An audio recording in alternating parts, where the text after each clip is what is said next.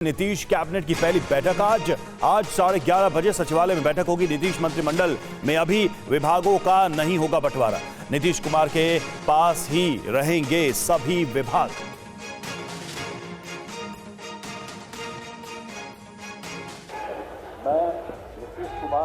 और इसी के साथ नीतीश कुमार ने 9वीं बार बिहार के मुख्यमंत्री पद की शपथ ली। राजभवन में राज्यपाल राजेंद्र आर्लिंकर ने उन्हें पद और गोपनीयता की शपथ दिलाई। नीतीश के साथ 8 और नेताओं को मंत्री पद की शपथ दिलाई गई। सम्राट चौधरी और विजय सिन्हा डिप्टी सीएम बने। नए मंत्रिमंडल में बीजेपी की तरफ से प्रेम कुमार, जेडीयू से विजय कुमार चौधरी, श्रवण कुमार, विजेंद्र यादव, वहीं हम से संतोष कुमार सुमन और निर्दलीय विधायक सुमित कुमार सिंह को भी शामिल किया गया है। बिहार में नई सरकार की शपथ ग्रहण पर पीएम मोदी ने नीतीश, सम्राट चौधरी और विजय सिन्हा को बधाई दी है। पीएम ने सोशल मीडिया पर लिखा, बिहार में बनी एनडीए सरकार राज्य के विकास और यहाँ के लोगों की आकांक्षाओं को पूरा करने के लिए कोई कोर कसर नहीं छोड़ेगी। मुझे विश्वास है कि ये टीम पूरे समर्पण भाव से राज्य के मेरे परिवारजनों की सेवा करेगी। पीएम मोदी की शुभकामनाओं पर नीतीश ने आभार जताया। नीतीश ने कहा कि जनता मालिक है और उनकी सेवा करना हमारा मूल उद्देश्य है। एनडीए सरकार होने से विकास कार्यों को गति मिलेगी। और नीतीश कुमार के एनडीए में वापसी के बाद बीजेपी अध्यक्ष जेपी नड्डा ने कहा कि जेडीयू का नेचुरल अलायंस एनडीए ही है। बिहार के हित में और पूरे इलाके के और बिहार के विकास के लिए हम काम करते हैं। इसी काम को आगे बढ़ाएंगे तो इसी में हम लगे रहेंगे और बाकी सब कुछ नहीं। आप मालूम है ना भाई कि हम अलग हो गए थे, हम यहाँ हैं भाई, सबको एकजुट करके चाह रहे थे कि तेजी से तो सब कुछ कर नहीं रहा था, तो बेकारे हो ही गया ना। नीतीश जी एनडीए में वापस आए हैं, ये हम सब के लिए बहुत ही हर्ष का विषय है। और हम यह भी मानते हैं कि जो हमें बिहार ने मैंडेट दिया था, वह मैंडेट एनडीए को दिया था और जेडीयू का भी और नीतीश जी का भी नेचुरल अलायंस वो एनडीए ही है। और मंत्री पद के शपथ के बाद बोले प्रेम कुमार, पूरा देश राममय है, प्रभु राम के आशीर्वाद से मंत्री बना, ये कहना है प्रेम कुमार का। पिछली बार आप मंत्री नहीं बनाए गए थे, लेकिन इस बार आपने मंत्री पद की शपथ ली है और जय श्री राम का ये पट्टा आप नया लग रहा है। ये क्या बात है, जय श्री राम के नारे और जय श्री राम के। पूरा देश राम में है, चारों राम राम की चर्चा है। मैं भगवान राम के साथ उनका आशीर्वाद से बना हूँ जाकर। भरोसा भी राम का ही भरोसा है, भरोसा है भाजपा का भरोसा है, भाजपा का भरोसा है। लेकिन आप लोगों ने बहुत कुछ कहा नीतीश कुमार के बारे में और बाकी राजद के बारे में। राजद तो नहीं है, लेकिन नीतीश कुमार के बारे में पिछले 16 महीने में क्या कुछ नहीं कहा गया। तो अभी आप नीतीश कुमार का अभिवादन भी कर रहे थे। कल की बात कीजिए, कल की बातें। ये तो हमारी संस्कृति परंपरा है, जाकर के सम्मान करना है ना अपने बड़े लोगों का जाकर के। सर कैसे ये भरोसा कहाँ से आ रहा है, क्योंकि हर देखिए ये भरोसा कहाँ से आता है प्रेम कुमार जी, हर 16 महीने बाद तो ये फ्लट हो जाता है। तो कैसे आपको लगता है कि 2025 तक रहेंगे आप? 2025 तक पूरा टर्म पूरा करेंगे। और बिहार के सीएम नीतीश कुमार जैसे ही महागठबंधन से पाला बदलकर एनडीए में गए, आरजेडी और कांग्रेस पूरी तरह से हमलावर हो गई। लालू के बेटे तेज प्रताप ने तो नीतीश को गिरगिट तक कह दिया। नीतीश कुमार ने राजभवन जाकर जैसे इस्तीफा दिया और महागठबंधन से अलग होने का ऐलान किया, तेज प्रताप समेत राजद और कांग्रेस के कई नेताओं ने नीतीश पर ताबड़तोड़ हमले शुरू कर दिए। सोशल मीडिया पर नीतीश के खिलाफ बयानों की बाढ़ आ गई। महागठबंधन सरकार में मंत्री रहे और लालू के बड़े बेटे तेज प्रताप ने नीतीश पर अपनी खींच निकाली। तेज प्रताप ने सोशल मीडिया पर लिखा, गिरगिट तो बस यूं ही बदनाम है, रंग बदलने की रफ्तार से तो पलटेश कुमार को भी गिरगिट रत्न से सम्मानित करना चाहिए। दूसरे पोस्ट में तेज प्रताप ने लिखा, तुम्हारा 17 साल पर हमारा 17 महीना भारी रहा। वहीं कांग्रेस नेता पवन खेड़ा ने कहा कि कोई आदमी ऊंची ऊंची बातें करे कि मर जाऊंगा लेकिन वापस नहीं जाऊंगा। आज के नौजवान को आश्चर्य होता है कि कोई ऐसी बात करके ऐसा कर सकता है। हमने फिर भी मौका दिया लेकिन किसी की नीयत का समाधान हमारे पास नहीं है। एक आपने सबने सुना होगा Guinness book of world records, उसका नाम आज बदला जा रहा है, उसका नाम है Nitish book of world records. 9 बार शपथ ले रहे हैं, ये एक रिकॉर्ड है अपने आप में।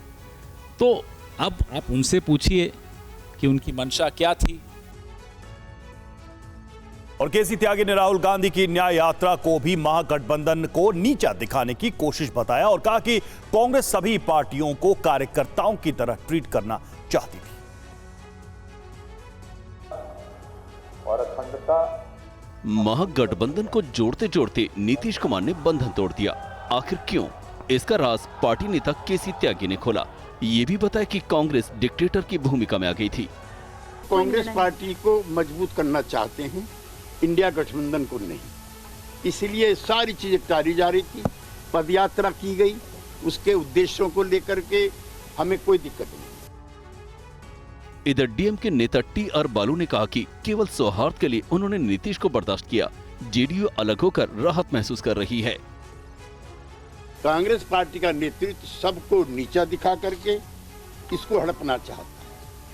हमें अफसोस है और राहत भी है कि जो इंडिया गठबंधन का निर्माता था, जो पहला संयोजक था,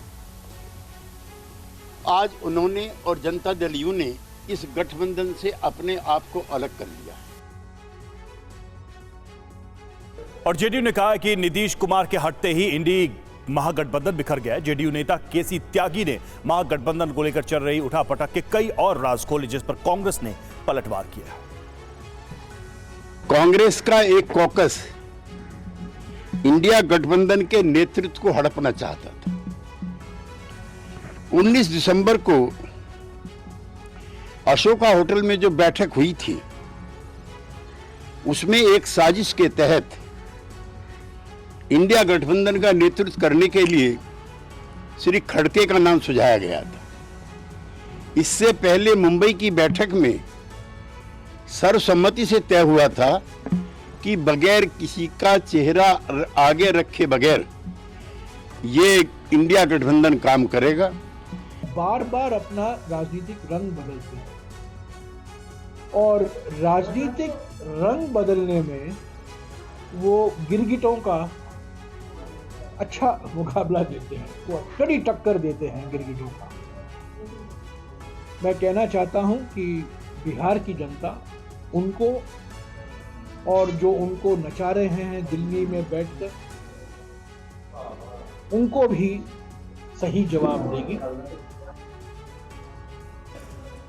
और आज राहुल गांधी की न्याय यात्रा बिहार पहुंचने वाली है। किशनगंज, कटिहार, पूर्णिया, सासाराम को कवर करेगी राहुल की न्याय यात्रा। इस बीच आज पार्टी अध्यक्ष मल्लिकार्जुन खड़गे भुवनेश्वर में जनसभा करने जा रहे हैं। राहुल गांधी की न्याय यात्रा आज बंगाल के सिलीगुड़ी से होते हुए बिहार में दाखिल होगी। बिहार में बदलते राजनीतिक घटनाओं के बीच उनकी यात्रा किशनगंज, कटिहार, पूर्णिया, सासाराम को कवर करेगी। बिहार में सत्ता बदल गई है, इसके साथ ही समीकरण भी बदल गए हैं। ऐसे में जिन 4 सीटों पर कांग्रेस का फोकस है, वहां उन्हें अब INDIA के सूत्रधार से ही चुनौती मिलेगी। इस विपक्षी एकता के सूत्रधार ने दूसरे व्यू की रचना कर दी। उसमें महागठबंधन के दूसरे घटक दलों के साथ कांग्रेस भी धराशायी हो गई है। ऐसे में जब आज भारत जोड़ो न्याय यात्रा के क्रम में राहुल सीमांचल में रणनीति तय करेंगे, फिलहाल वो 19 विधायकों को संभालने में पसीने बहा रही है, क्योंकि कई विधायकों के टूटने की भी खबरें फैल रही हैं। इस बीच राहुल गांधी ने एक बयान में कहा है कि आज देश निर्णायक मोड़ पर है। अनगिनत बलिदानों के बाद मिले अधिकारों की रक्षा के लिए न्याय के इस अभियान में अपना योगदान दें और अन्याय के विरुद्ध इस ऐतिहासिक लड़ाई में अपना नाम दर्ज कराएं। रूस पर यूक्रेन का जबरदस्त हमला। लेमन कोपियांस्क में किया ताबड़तोड़ अटैक। रूसी आर्मर्ड व्हीकल को बनाया निशाना। यूक्रेनी हमले में धुआं रूसी टैंक।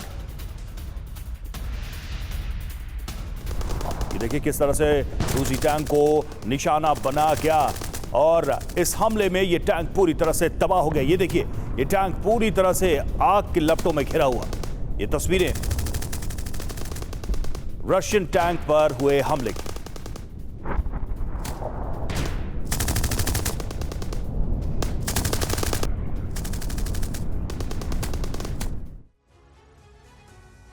और रूसी सेना ने यूक्रेन की धरती पर अब तक का सबसे बड़ा सैन्य संहार कर दिया। रूस के हमले में न सिर्फ यूक्रेन के सैकड़ों सैनिक मारे गए बल्कि सैन्य और ऊर्जा ठिकाने भी तबाह हो गए। रूस के बारूदी वज्रपात की वजह से यूक्रेन की सुरक्षा कवच टूट चुकी है। पुतिन की सेना इसका फायदा उठा सकती है। अब यूक्रेन पर कैलिबर प्रहार हो सकता है। इसके लिए रूस ने ब्लैक सी में युद्धपोत भेज दिए।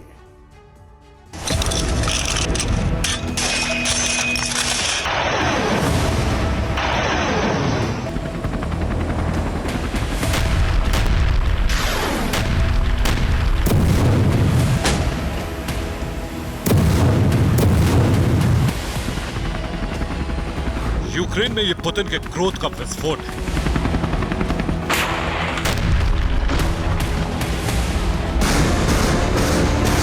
यूक्रेन को ये पुतिन का प्रतिदंड है।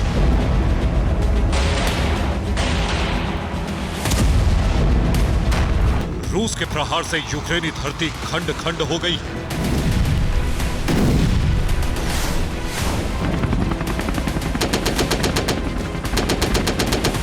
एक दिन में 79 विस्फोट कर पुतिन सेना ने युद्ध का पासा 180 डिग्री बदल दिया।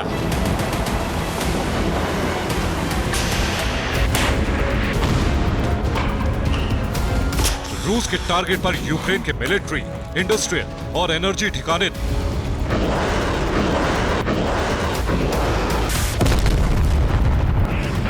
ताबड़तोड़ विस्फोट में न सिर्फ यूक्रेन का सैन्य ढांचा ध्वस्त हो गया बल्कि 24 घंटे के अंदर अब तक का सबसे बड़ा सैन्य संहार भी हो गया।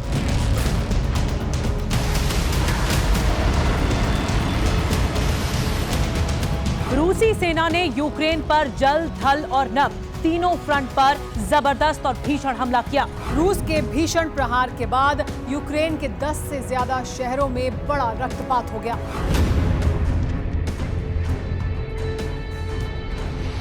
रूस के हमले में यूक्रेन के सैन्य ठिकाने, हथियार गोदाम, हथियार डिपो और पावर स्टेशन तहस नहस हो चुके हैं।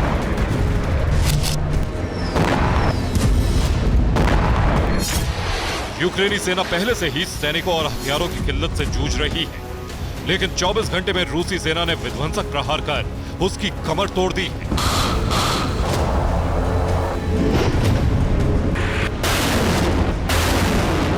रूस के हमले में सैकड़ों यूक्रेनी सैनिक मारे गए।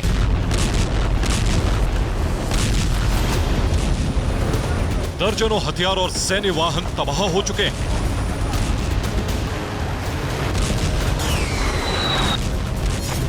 लेकिन ये पुतिन के इंतकाम का अंत नहीं है, असल में यह आरंभ है।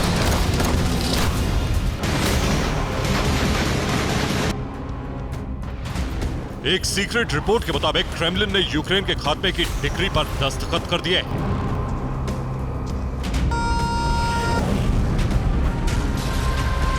इस आदेश के बाद ही रूसी सेना ने समंदर में अपनी तैनाती बढ़ा दी।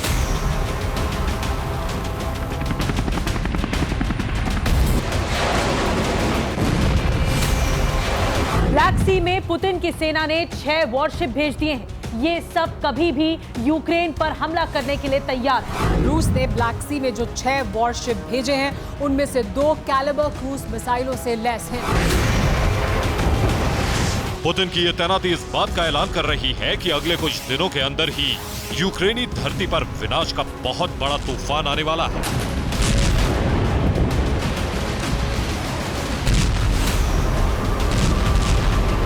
और रूसी सेना ने कुछ ही घंटों के अंदर इतनी भीषण बमबारी की कि यूक्रेन के दर्जन भर शहर जलने लगे। करीब 5 जगहों पर यूक्रेनी सेना को बहुत बड़ा नुकसान हुआ है। कुपियांस्क में रूसी हमले में यूक्रेन के 120 सैनिक मारे गए जबकि 18 सैन्य वाहन ध्वस्त हो गए। सबसे बड़ा सैन्य संहार डोनेस्क में हुआ। यहां रूस के हमले में यूक्रेन के 250 जवान खत्म हो गए।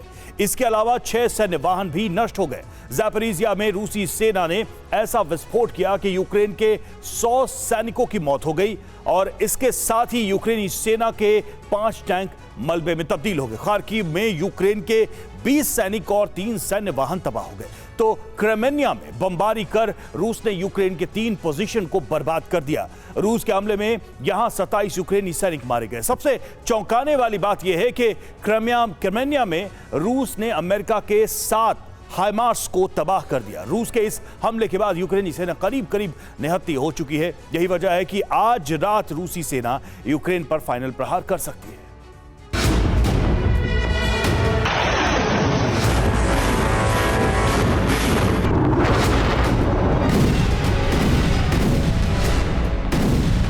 रूसी सेना ने यूक्रेन के 1 दर्जन शहरों में तबाही मचाई।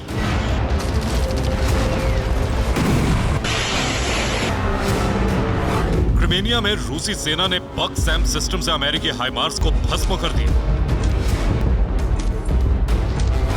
कुपियांस्क में रूस ने यूक्रेन की एक टैंक ब्रिगेड को खत्म कर दिया। खार्किव में रूस ने इतना भीषण हमला किया कि यूक्रेन की असॉल्ट ग्रुप को पीछे भागना पड़ा। चेरकेसी में रूसी फौज ने यूक्रेन के S-300 को जलाकर तबाह कर दिया। डोनेस्क में रूस ने 11 बार एयर स्ट्राइक की। इसमें बड़ी तादाद में यूक्रेनी जवान मारे गए। अवदिव्का में रूसी एयरफोर्स ने 13 हवाई हमले किए। यूक्रेन के पावर स्टेशन और हथियार गोदाम जल गए।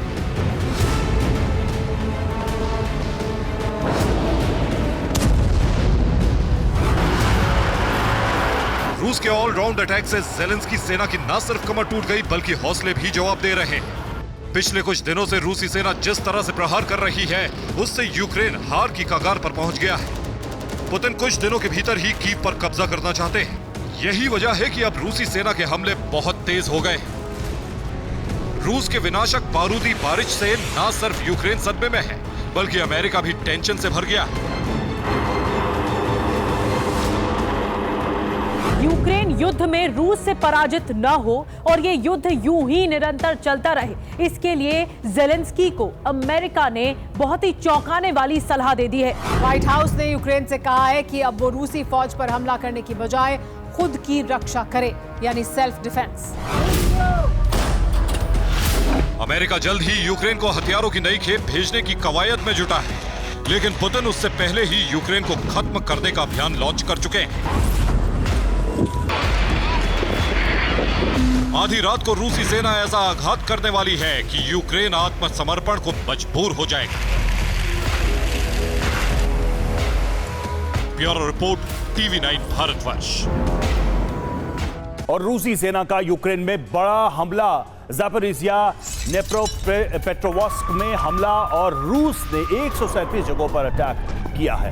128 आर्टिलरी यूनिट में भीषण प्रहार। रूस के हमले में यूक्रेनी सेना को बड़ा नुकसान।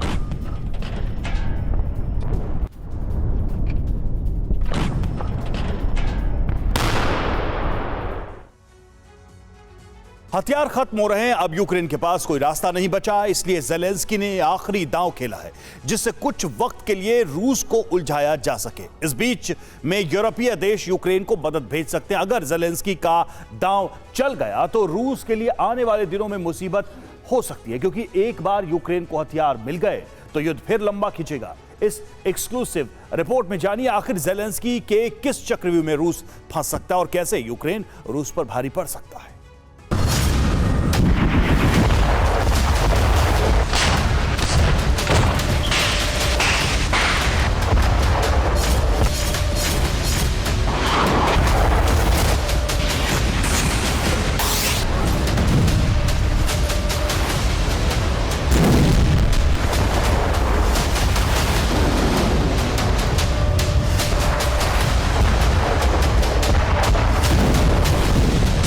रूस जितनी बार भी यूक्रेन पर कब्जे के करीब पहुंचता है, यूक्रेन उतनी दफा जबरदस्त पलटवार करता है।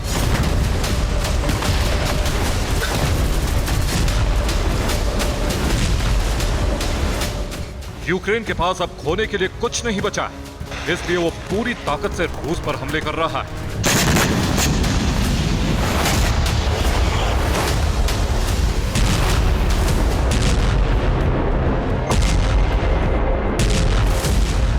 यानी रूस ने आखिरी बाजी खेल दी।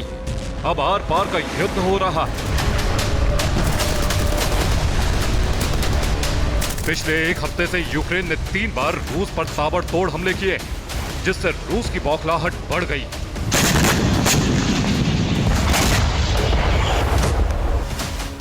पिछले हफ्ते रूसी शहरों पर ड्रोन स्ट्राइक करके दहलाया था, जिसमें ऑयल डिपो और वेपन डिपो को निशाना बनाया था। एक दिन पहले क्रीमिया के सेवेस्तोपोल पर यूक्रेन ने हमले करके रूस को करारा जवाब दिया और कुछ घंटे पहले रूसी सैन्य ठिकानों पर गुरिल्ला युद्ध से तबाही मचा दी। छापेमार नीति से यूक्रेन युद्ध लड़ रहा है। घात लगाकर रूसी सैनिकों पर हमला किया जाता है। यूक्रेनी सैनिक हमला करने के बाद हथियार भी लूट कर ले जाते हैं। यूक्रेन के पास अब कोई विकल्प नहीं बचा है। नेटो के दिए हथियार खत्म हो चुके हैं। अब ड्रोन स्ट्राइक और गुरिल्ला घात ही आखिरी सहारा है।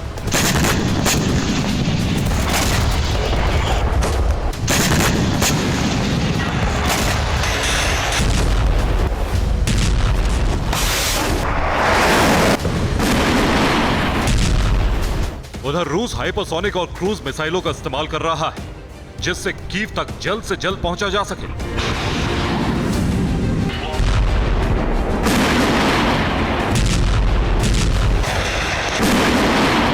लेकिन ये इतना आसान नहीं, क्योंकि खार्किव से लेकर कीव तक के रास्ते में यूक्रेनी सैनिक घात लगाकर बैठे हैं, जो रूसी सैनिकों पर सरप्राइज अटैक करके उन्हें पीछे धकेल रहे हैं।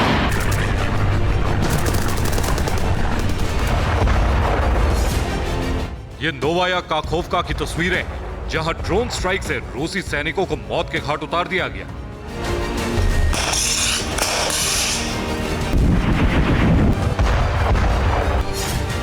यूक्रेन के लेलिका में भी कम दूरी के ड्रोन अटैक करके रूसी ठिकानों को ध्वस्त कर दिया गया, जिसमें रूस को काफी नुकसान हुआ है।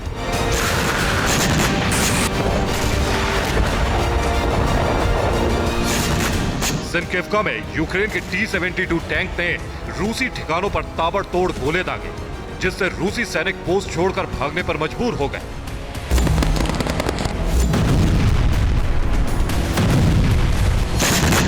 लुहांस्क के पिछाने में यूक्रेन ने आर्टिलरी अटैक किया, जिसमें 2 PM-21 को पूरी तरह से तहस नहस कर दिया गया।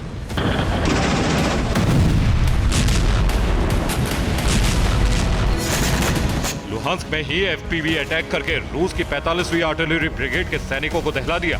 पिछले कुछ दिनों से लुहांस्क में यूक्रेनी सैनिक लगातार हमले कर रहे हैं।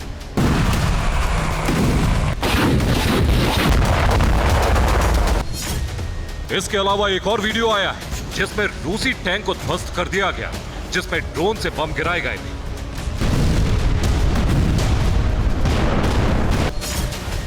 नीपर के पास रूसी सैन्य ठिकाने पर घात लगाकर हमला किया गया। वहां रखी हथियारों की बड़ी खेप पूरी तरह तहस नहस हो गई।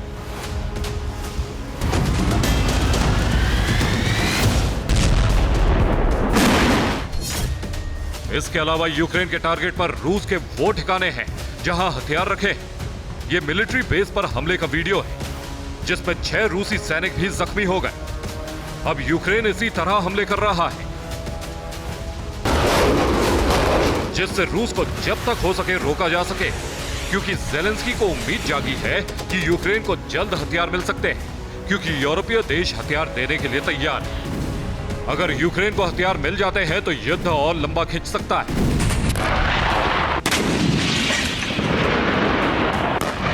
यानी रूस जिस युद्ध को अगले 1-2 महीने में खत्म करने के ब्लूप्रिंट पर काम कर रहा था, उसे झटका लग सकता है। इसके पीछे यूक्रेन की नई रणनीति, जिसमें सबसे कारगर ड्रोन स्ट्राइक और गुरिल्ला पद्धति काम आ रही है।